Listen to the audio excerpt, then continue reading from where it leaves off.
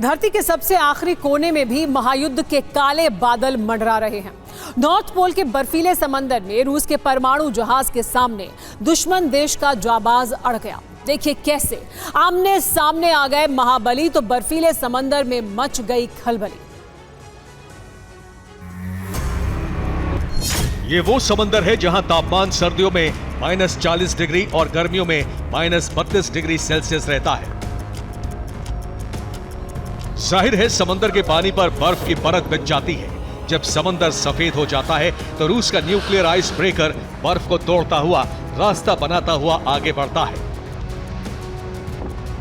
Canada, Greenland, रूस, Iceland, Norway और Sweden जैसे देशों के बीच उत्तरी ध्रुव की हजारों किलोमीटर तक फैली इस बर्फ की चादर को तोड़ते हुए जब रूस का परमाणु आइस ब्रेकर 50 लेट पोपेडी आगे बढ़ रहा था, तो इस सफेद निर्जन समंदर में उसका सामना एक और विशाल जहाज से हो गया।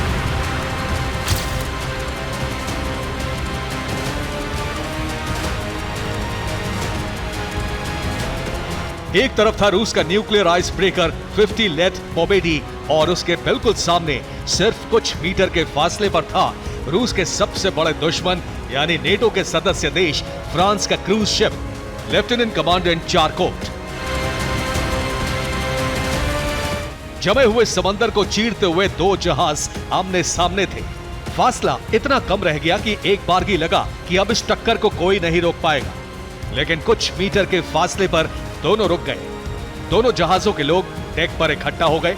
कुछ देर बाद फ्रांस के क्रूज शिप ने रास्ता बदला और आगे बढ़ गया। Bureau report, TV9 Bharatvarsh.